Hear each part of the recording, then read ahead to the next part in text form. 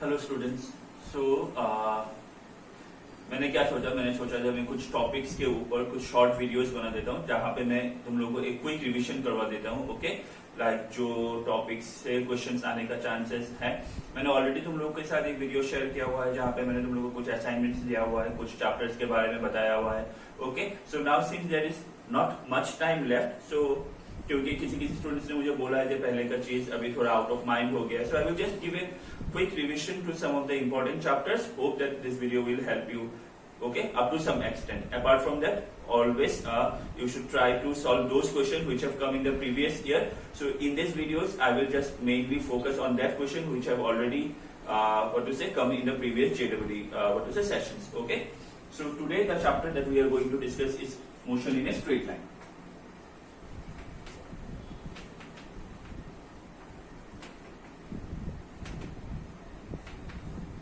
Okay, so I will discuss just some of the concept of this chapter which is required along with some questions. You can find the questions in the description box. You can download from there.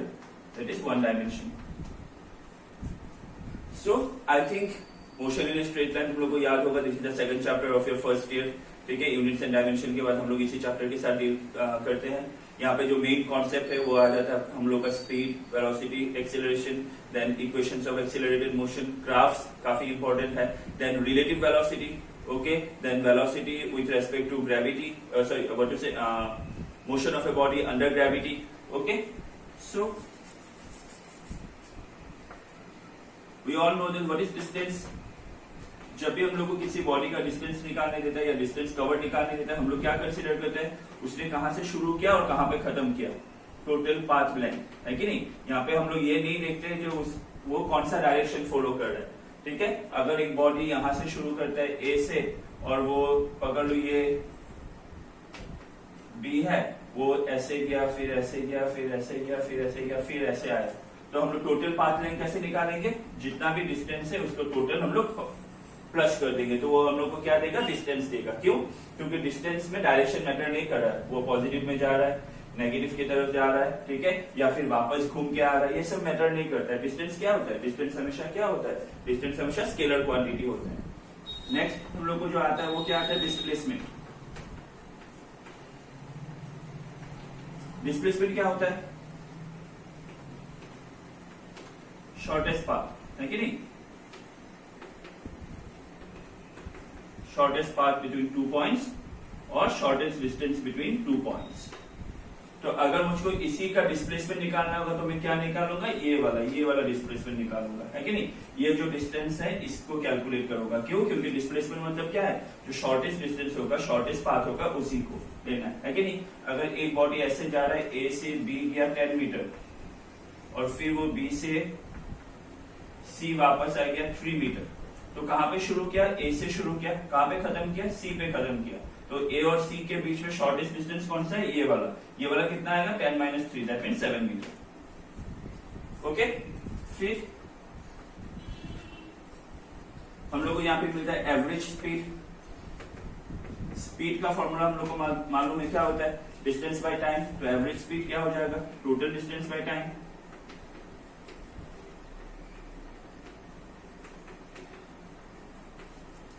Okay, अगर हम लोग को ऐसे question दिया हुआ है कि एक बॉडी, ठीक है, 2 इक्वल हाफ में डिस्टेंस कवर कर रहा है, मतलब पकड़ लो यहाँ पे एक बॉडी जा रहा है ए से बी, ठीक है, जो टोटल है 60 किलोमीटर, इसका टोटल डिस्टेंस कितना है 60 किलोमीटर, ठीक है, और उसने पहला हाफ कवर किया एट स्पीड ऑफ v1 और दूसरा हाफ कवर किया एट स्पीड ऑफ v2, मतलब जो डिस्टेंस है वो इक्वल 2 हाफ में दिया हुआ है। तो एवरेज स्पीड का हम लोग डायरेक्ट शॉर्टकट फॉर्मूला निकाल सकते हैं, है कि नहीं। जो शॉर्टकट फॉर्मूला होता है वो क्या होता है, 2v1 v2 divided by v1 plus v2। अगर एक बॉडी, ठीक है, इक्वल पार्ट में 2 इक्वल हाफ में टोटल डिस्टेंस कवर कर रहा है, तो उसका एवरेज स्पीड निकालने के लिए हम लोग को total distance by total time नहीं करके सिर्फ जो उसका वेलोसिटी या फिर स्पीड दिया हुआ है उससे हम लोग निकाल सकते हैं, ठीक है। लेकिन इसके लिए याद रखना, ये तभी अप्लाई होगा जब बॉडी इक्वल पार्ट में डिस्टेंस कवर करेगा, 2 इक्वल पार्ट में, और बॉडी रिटर्न बैक नहीं आ रहा है, ठीक है। अगर क्वेश्चन में हम लोग को दिया हुआ रहा, जो पकड़ लो जो टोटल डिस्टेंस है 60 किलोमीटर है, लेकिन अभी बॉडी दो इक्वल पार्ट में नहीं, तीन इक्वल पार्ट में डिस्टेंस कवर कर रहा है।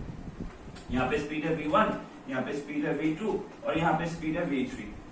कितना पार्ट में कवर कर रहा है? तीन इक्वल पार्ट में। पहला पार्ट में 20, फिर 20, फिर 20, तीन इक्वल हाफ में टोटल डिस्टेंस कवर कर रहा है। तो यहाँ पे जो एवरेज स्पीड का फॉर्मूला आ जाएगा वो भी हम लोग शॉर्टकट यूज कर सकते हैं। वो क्या आ जाएगा? वो आ जाएगा 3v1 v2 v3 divided by v1 v2 plus v2 v3 plus v3 v1। ठीक है, तो अगर हम लोग ये फॉर्मूला यूज करेंगे तो हम लोग सिर्फ स्पीड से जो एवरेज स्पीड है वो निकाल पाएंगे without the help of time. अगर टाइम नहीं दिया हुआ है या फिर टाइम दिया हुआ भी है फिर भी हम लोग को ये फॉर्मूला यूज करने की जरूरत नहीं है, डायरेक्टली हम लोग ये फॉर्मूला यूज करके निकाल सकते हैं। ठीक है, तो ये हो गया जो हम लोग इनिशियली चैप्टर में बेसिक्स हम लोग थोड़ा देखते हैं कि नहीं।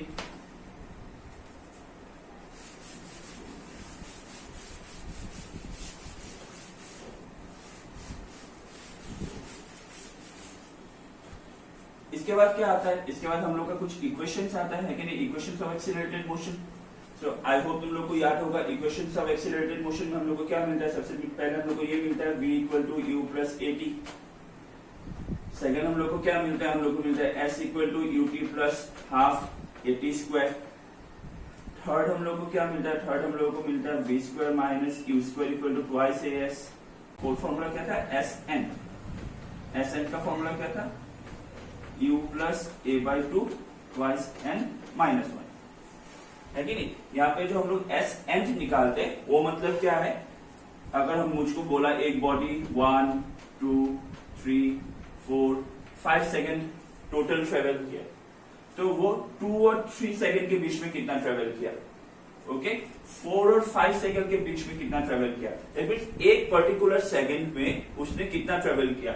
एस थर्ड मतलब 2 और 3 के बीच में, एस फिफ्थ मतलब 4 और 5 के बीच में।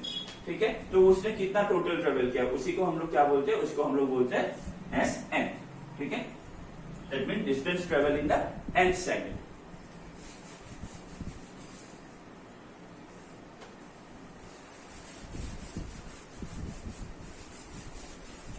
इसी इक्वेशंस को जब हम लोग ग्रेविटी के साथ कंसीडर कर लेते हैं, जब हम लोग ग्रेविटी पकड़ते हैं in the vertical direction only one dimension. ठीक है, ऐसा नहीं जैसे हम लोग ग्रेविटी कंसीडर कर रहे हैं और बॉडी दो डायमेंशन में मूव हो रहा है जैसे प्रोजेक्टाइल में होता है, वैसा नहीं। ठीक है, अगर बॉडी से वन डायमेंशन में मूव हो रहा है तो ये इक्वेशन थोड़ा मॉडिफाई होकर क्या हो जाता है? पहला वाला हो जाता है v equal to u plus a t की जगह g T.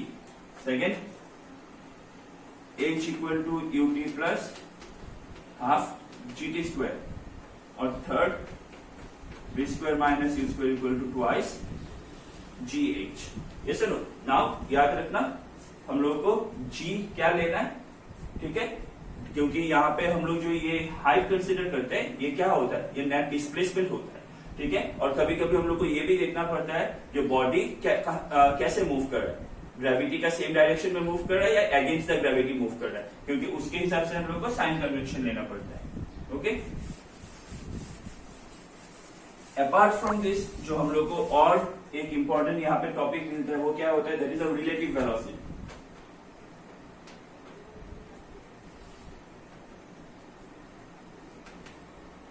That is of relative velocity. Relative velocity क्या था? रिलेटिव वेलोसिटी क्या होता है? रिलेटिव मतलब जब हम लोग किसी चीज के साथ कंपेयर करते हैं कि नहीं, जब हम लोग वेलोसिटी को किसी चीज के साथ कंपेयर करते हैं। दैट मीन्स अगर मैं बोलूं जब मैं एक गाड़ी में ट्रेवल कर रहा हूं, ठीक है, और मेरे साथ एक और लड़का गाड़ी में ट्रेवल कर रहा है, तो अगर हम दोनों सेम स्पीड से जाएंगे तो हम लोग को ऐसा लगेगा कि हम दोनों एक दूसरे के रेस्पेक्ट पे रेस्ट पे है। क्यों? क्योंकि दोनों एक साथ मूव कर रहे हैं कि नहीं, चेंज ऑफ पोजीशन सेम हो रहा है। तो इसी को हम लोग क्या बोलते हैं? Relative velocity. क्यों? क्योंकि हम लोग यहाँ पे कंपेयर कर रहे हैं। मैंने अपना वेलोसिटी उस लड़के के साथ कंपेयर किया। ठीक है, अगर मैं 50 के स्पीड से जा रहा हूँ और वो लड़का 30 के स्पीड से जा रहा है, तो वो लड़का को ये दिखेगा जब मैं उसके आगे जा रहा हूँ बाई ए स्पीड ऑफ 20, और मुझको ये दिखेगा जब वो लड़का मेरे पीछे जा रहा है बाई ए स्पीड ऑफ 20। क्यों? क्योंकि हम दोनों के बीच में जो स्पीड का डिफरेंस है वो कितना है? 20 का। ओके, नाउ रिलेटिव वेलोसिटी भी क्या होता है? पकड़ लो, दोनों बॉडी सेम डायरेक्शन में मूव कर रहा है। ये मूव कर रहा है विद वेलोसिटी a, ये मूव कर रहा है विद वेलोसिटी v। तो रिलेटिव वेलोसिटी क्या हो जाएगा? Relative velocity of a with respect to v क्या हो जाएगा? va minus vb। ठीक है, तो जब हम लोग रिलेटिव वेलोसिटी निकालते हैं अलोंग द सेम डायरेक्शन, तो रिलेटिव वेलोसिटी क्या होता है? माइनस। अभी अगर इसी को मैं ऐसे मानूं, जे एक बॉडी मूव हो रहा है विद वेलोसिटी va, दूसरा बॉडी मूव हो रहा है with velocity vb, but in the opposite direction, तब रिलेटिव वेलोसिटी क्या हो जाएगा? तब रिलेटिव वेलोसिटी हो जाएगा प्लस। क्यों? क्योंकि यहाँ पे vb का डायरेक्शन चेंज हो गया, तो ये माइनस माइनस vb हो जाएगा, तो माइनस माइनस ये क्या बन जाएगा? प्लस बन जाएगा। दैट मीन्स जब हम लोग रिलेटिव वेलोसिटी निकालते हैं, जब बॉडी सेम डायरेक्शन में ट्रेवल करता है तो क्या होता है? तब हम लोग रिलेटिव वेलोसिटी माइनस करते हैं, और जब बॉडी ऑपोजिट डायरेक्शन में ट्रेवल करता है तब हम लोग रिलेटिव वेलोसिटी प्लस करते हैं। ठीक है, तो ऐसे ही ये कुछ बेसिक कॉन्सेप्ट है ये चैप्टर का। चलो इसमें से कुछ हम लोग अभी क्वेश्चन आंसर देखते हैं। ओके,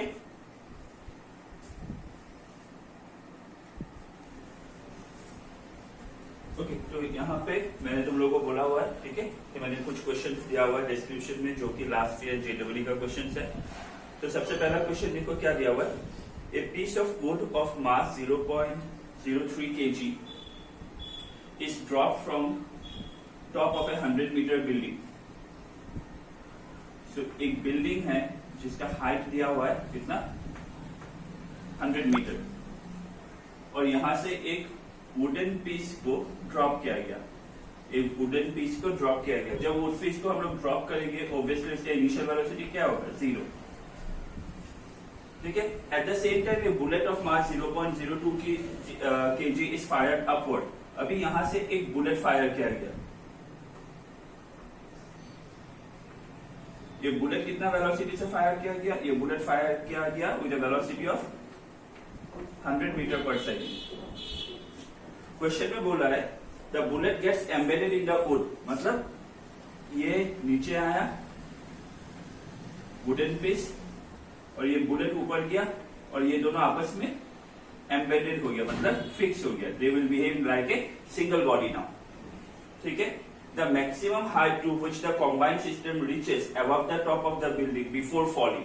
तो जैसे ही ये लकड़ी का पीस पे ये बुलेट लगा, ये टोटल जो कंबाइंड सिस्टम है ये फिर से ऊपर चला गया। क्यों? क्योंकि बुलेट ने इसको पुश किया और ये ऊपर चला गया।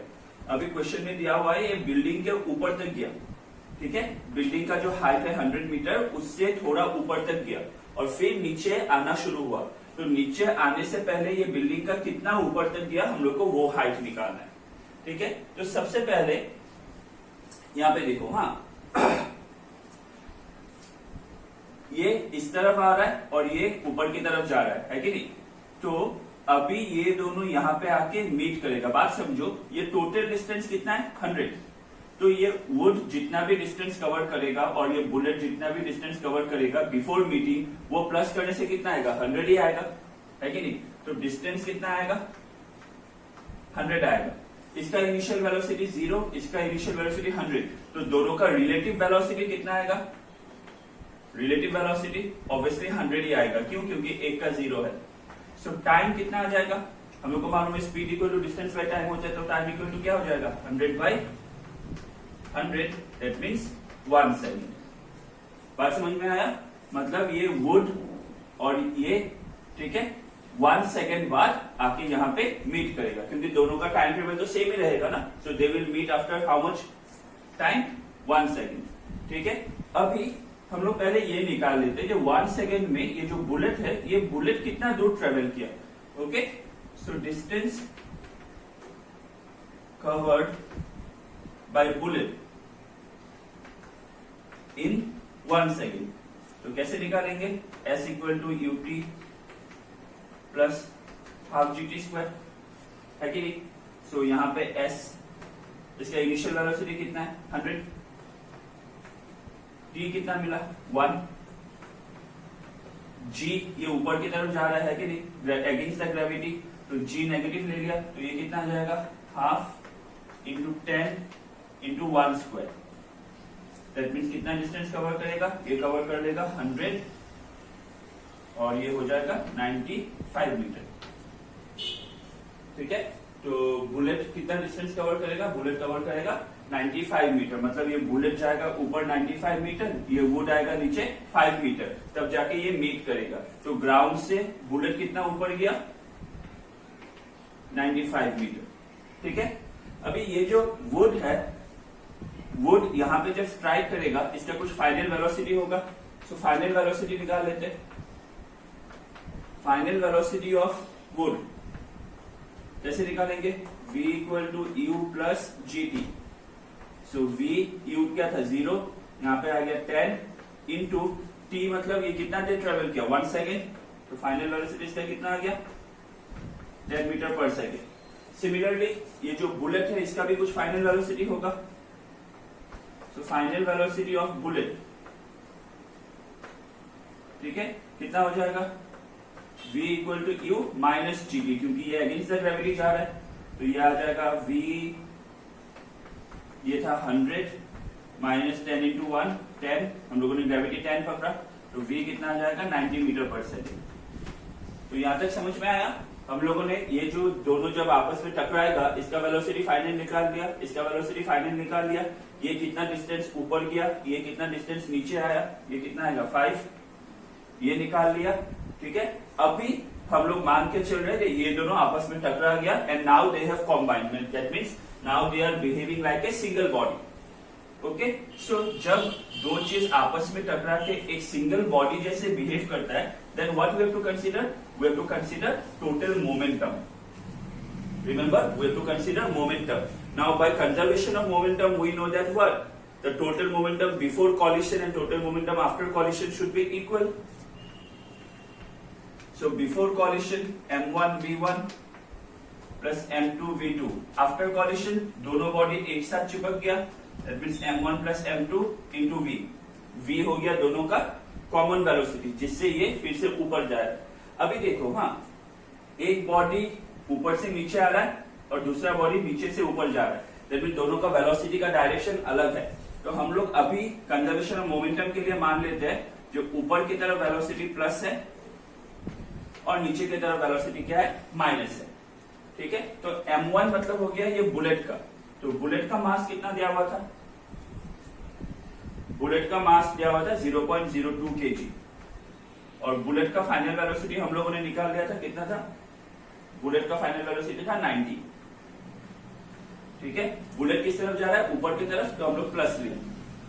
वुड नीचे की तरफ आ रहा है तो वुड का वेलोसिटी माइनस हो जाएगा। वुड का मास दिया हुआ है 0.03, है कि नहीं? वुड का मास दिया हुआ है 0.03 और वुड का वेलोसिटी हम लोग को कितना मिला था 10, सो इंटू 10 इक्वल टू ये हो जाएगा 0.02 प्लस 0.03 इंटू v। अभी इसको सॉल्व करो, अभी अगर इसको सॉल्व करोगे तो जो फाइनल वेलोसिटी ये कॉम्बाइंड का फाइनल वेलोसिटी आएगा, ये कॉम्बाइंड सिस्टम का फाइनल वेलोसिटी कितना आएगा? सॉल्व करके देखो, ये आ जाएगा 30 मीटर पर सेकेंड, और क्योंकि ये प्लस आ रहा है दैट मीन्स ये कॉम्बाइंड सिस्टम ऊपर जा रहा है, ये कॉम्बाइंड सिस्टम ऊपर जा रहा है। अभी हम लोग को क्या निकालना है? बिल्डिंग से कितना ऊपर गया।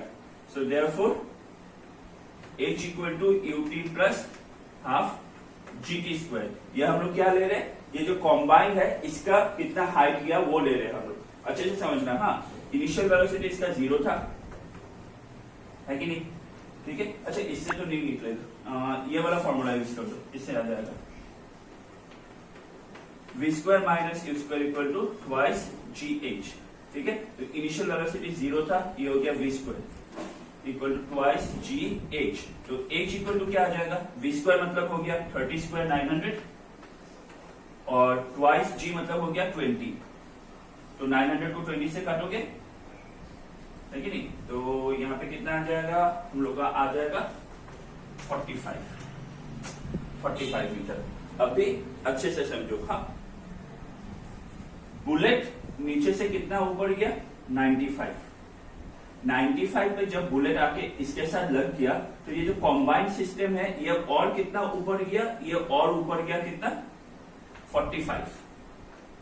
ये तो कॉम्बाइंड सिस्टम का हाइट निकाला ना, तो टोटल 95 प्लस ऊपर गया 45, मतलब टोटल ये कितना डिस्टेंस ऊपर गया? ये ऊपर तक गया 140 मीटर। हम लोग को ये निकालना था बिल्डिंग से कितना ऊपर है। बिल्डिंग का हाइट क्या था? 100 मीटर, तो ये बिल्डिंग से कितना ऊपर गया? 40 मीटर। तो आंसर कितना होगा? 40 मीटर, ठीक है। तो बिल्डिंग से कितना ऊपर जाएगा पूरा combined block and bullet? It will go to a height of 40 meter. Okay, done.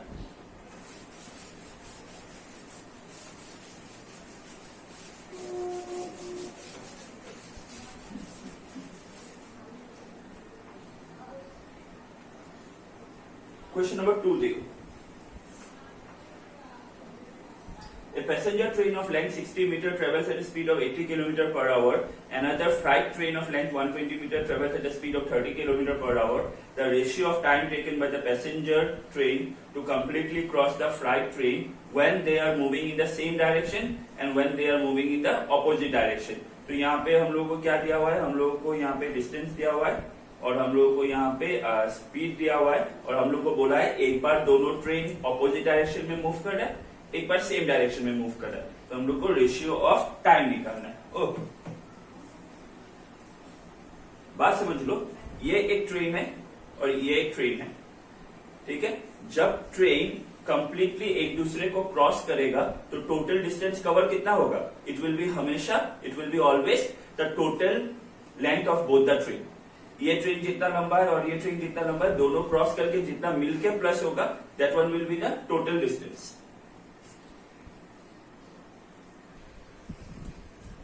Okay, तो जैसे मैंने बोला, सो यहाँ पे दो ट्रेन दिया हुआ है, एक का डिस्टेंस, एक का लेंथ है 60 मीटर, एक का लेंथ है 120 metre. So total distance to be covered कितना होगा? ये हो जाएगा 60 प्लस 120, दैट मीन्स 180 मीटर. ठीक है, और जो दो ट्रेन है, एक का स्पीड दिया हुआ है 80 किलोमीटर पर आवर और दूसरा ट्रेन का स्पीड कितना दिया हुआ है? 30 किलोमीटर पर आवर. ठीक है, तो एक बार दिया हुआ है the ratio of time when they are moving in the same direction. मैंने अभी तुम लोगों को बोला था रिलेटिव वेलोसिटी सेम डायरेक्शन में क्या होता है? माइनस. तो जब सेम डायरेक्शन में मूव होगा, रिलेटिव वेलोसिटी कितना हो जाएगा? ये माइनस हो जाएगा. दैट मीन्स ये कितना हो जाएगा? 80 माइनस 30 मतलब ये हो जाएगा 50. सो टाइम कितना आएगा? T1 हम लोगों ने ले लिया. टाइम इक्वल टू क्या आ जाएगा? Distance by speed. डिस्टेंस कितना है? 180. स्पीड कितना है? 50. तो इसको कैंसिल करो, ये आ जाएगा 18 बाय 15, 5. एंड जब दोनों ट्रेन सेम, ठीक है, trains oppositely each other move करेगा, ऑपोजिटली मूव करने से रिलेटिव वेलोसिटी क्या हो जाता है? प्लस. तो ये 80 प्लस 30 कितना हो जाएगा? 110. तो अभी टाइम कितना हो जाएगा? डिस्टेंस तो एक ही रहेगा, 180 डिवाइडेड बाय 110, मतलब ये हो जाएगा 18 बाई 11. सो हम लोग को रेशियो ऑफ टाइम निकालना है, मतलब T1 बाई T2. तो T1 कितना मिला हम लोग को? 18 बाई 5 इंटू T2 कितना मिला? 11 बाई 18 हो जाएगा. तो 18 कैंसिल, आंसर क्या होगा? 11:5. सो T1:T2 का जो आंसर मिलेगा वो मिलेगा हम लोग को 11/5. ठीक है, सिंपल था ये वाला. यहाँ पे कन्वर्ट करने का कोई फायदा नहीं है. क्यों? क्योंकि हम लोग रेशियो निकाल रहे हैं, तो इसमें कन्वर्शन का कोई जरूरत नहीं है, वो कैंसिल ही हो जाएगा. ठीक है,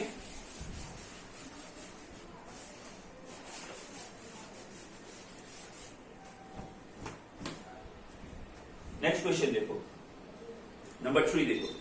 ए particle has an initial velocity of 3 i cap plus 4 j cap. So initial velocity कितना दिया हुआ है? 3 i cap plus 4 j cap. And acceleration कितना दिया हुआ है? 0.4 i cap plus 0.3 j cap. Its speed after 10 second. क्या निकालने दिया हम लोग को? 10 सेकेंड के बाद. टाइम दिया हुआ 10 सेकेंड. आफ्टर 10 सेकेंड इसका फाइनल स्पीड कितना होगा? तो फाइनल स्पीड निकालने का फॉर्मूला क्या है? v equal to u plus at, है कि नहीं? u क्या है? 3 i cap plus 4 j cap plus a कितना दिया हुआ है? 0.4 i cap plus 0.3 j cap into t कितना दिया हुआ है? 10. तो 10 के साथ मल्टीप्लाई करोगे तो ये हो जाएगा 3i, ये हो जाएगा 10 इंटू 0.4 4. तो 4i प्लस 3i कितना आ जाएगा? 7i cap. और ये 4j cap प्लस ये 3 हो जाएगा, कितना आ जाएगा? 7j cap, है कि नहीं? अगर हम लोग ऑप्शन देखें तो जो ऑप्शन है वो वैल्यू में है, मतलब हम लोग को इसका मैग्नीट्यूड निकालना पड़ेगा. तो फाइनल वेलोसिटी का मैग्नीट्यूड कैसे निकालते हैं हम लोग? वेक्टर में मैग्नीट्यूड कैसे निकालते हैं? √7 स्क्वायर प्लस 7 स्क्वायर, i का वैल्यू का स्क्वायर प्लस j का वैल्यू का स्क्वायर. दैट मींस ये कितना आ जाएगा? 7√2.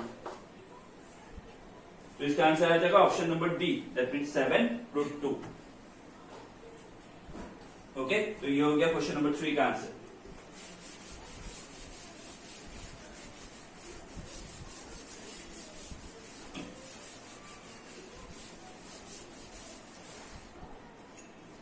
चलो फटाफट क्वेश्चन नंबर 4 देखो। An automobile travelling at 40 kilometre per hour can be stop at a distance of 40 metre by applying brake. Initial velocity कितना दिया हुआ है? 40 किलोमीटर पर आवर। स्टॉप हो जाएगा ब्रेक लगा के, फाइनल वेलोसिटी 0। डिस्टेंस दिया हुआ है कितना? 40 मीटर, है कि नहीं? क्योंकि मीटर में दिया हुआ है तो इसको भी कन्वर्ट कर लो, तो 40 किलोमीटर है, इसको सिंपल हम लोग 5/18 से मल्टीप्लाई कर देंगे तो ये मीटर पर सेकंड में कंप्लीट हो जाएगा, है कि नहीं? तो ये कितना आ जाएगा? ये आ जाएगा 200/18, ठीक है? तो इसको हम लोग ऐसे भी लिख सकते हैं 100/9। ये आ गया इनिशियल स्पीड। क्या बोला है हम लोग को? If the same automobile is travelling, तो अच्छा, तो सबसे पहले इसका हम लोग एक्सीलरेशन निकाले। तो एक्सीलरेशन का formula v² - u² equal to twice as। v कितना दिया हुआ है? 0। u कितना दिया हुआ है?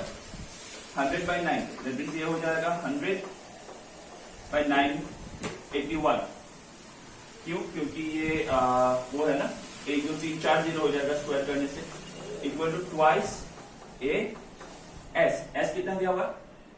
डिस्टेंस कितना था? 40 मीटर, तो ये आ गया 40, ठीक है? तो यहां से देयरफॉर हम लोग को अगर हम लोग सॉल्व करेंगे, तो अगर हम लोग इसको सॉल्व करेंगे तो यहां से हम लोगों को एक्सीलरेशन कितना मिल जाएगा?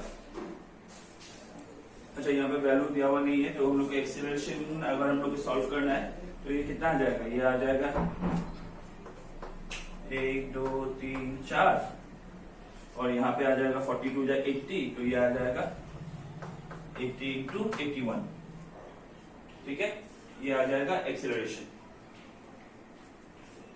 तो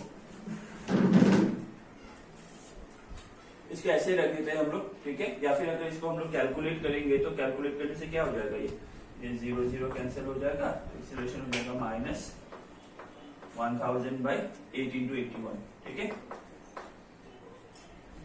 तो इसको कैलकुलेट कर लेना कितना आ रहा है। मैं सिर्फ प्रोसीजर समझा के दे रहा हूं कैसे करना है, ओके? तो इसको कैलकुलेट कर लेना। नेगेटिव में क्यों आ रहा है? क्योंकि ब्रेक मार के स्टॉप किया गया ना, तो ये रिटार्डेशन हो रहा है।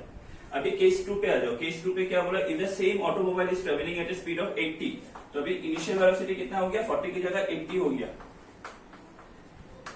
80 किलोमीटर पर आवर। तो ये हो जाएगा 80 × 5/18, मतलब ये अभी आ जाएगा 5 × 40, 400/80, मतलब ये हो जाएगा 200/9। पहले था 100/9, अभी हो गया 200/9, ठीक है? फाइनल जब मिनिमम स्टॉपिंग डिस्टेंस, मतलब अभी डिस्टेंस निकालना है, स्टॉपिंग डिस्टेंस मतलब फिर से फाइनल वेलोसिटी क्या हो जाएगा? 0, ठीक है? सो हम लोग फिर से ये फॉर्मूला यूज कर सकते हैं, v² - u² equal to twice as। तो अभी v फिर से 0 है, -u², मतलब ये हो जाएगा 200², मतलब ये हो जाएगा 4 1 2 3 4, ठीक है? 4 0 और 4, और 9² हो जाएगा 81, ठीक है? और यहाँ पे हो जाएगा 2 × a एक्सीलरेशन। एक्सीलरेशन कितना मिला था? -1000/8 × 81 इंटू डिस्टेंस, जो कि हम लोग को निकालना है। तो ये 81 कैंसिल हो जाएगा, ये 1 2 3, यहाँ पे ये 3 0 कैंसिल हो जाएगा, ये 3 0 कैंसिल हो जाएगा, और क्या कैंसिल होगा? और 8 से कैंसिल करोगे तो 8 5 नहीं, ये मल्टीप्लाई हो जाएगा ना, 2 से कैंसिल करोगे तो ये 220 हो जाएगा, और क्रॉस मल्टीप्लाई करोगे तो ये 160। तो आंसर कितना आ गया? s = 160 metre. तो ये हो गया इसका आंसर, ओके? ओके, ये वाला हो गया।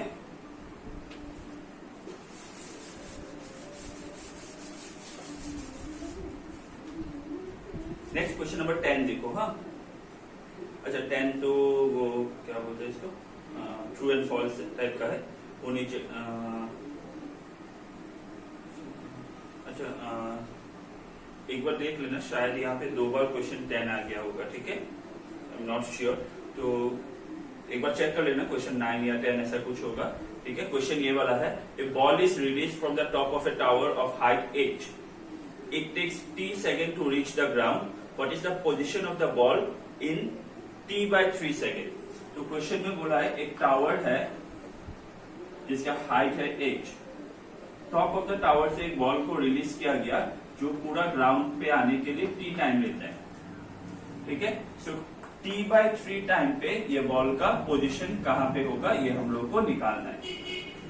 तो ठीक है, हम लोग को मालूम है s इक्वल टू क्या होता है ut plus half gt square, है कि नहीं। तो यहाँ पे हाइट दिया हुआ है h, तो h इनिशियल वेलोसिटी था 0, जब ड्रॉप करोगे 0 होगा तो ये 0 हो जाएगा, तो हाफ g t स्क्वायर।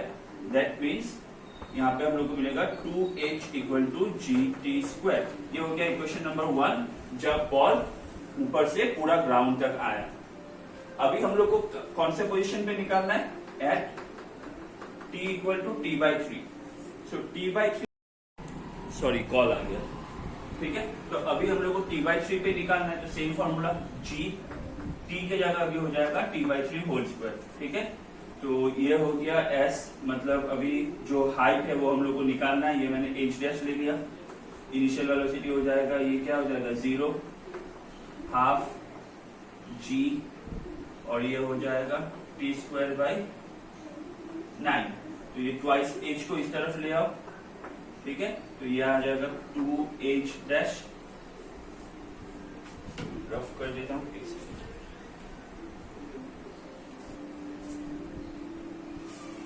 तो ये इक्वेशन नंबर 1 याद रखना। इक्वेशन नंबर 1 हम लोग को क्या मिला था, 2h equal to gt square, ये इक्वेशन नंबर 1 था।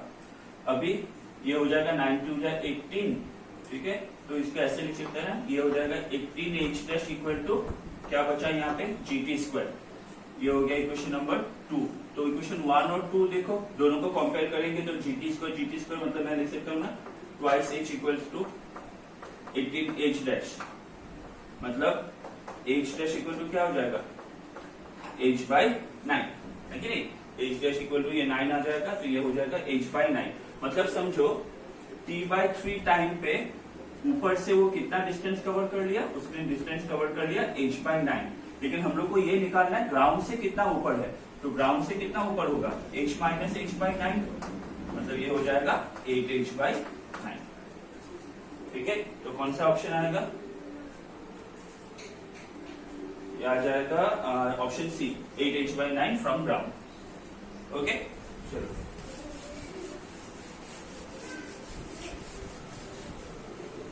बाकी जो क्वेश्चंस है वो प्रैक्टिस करना, ट्राई करना।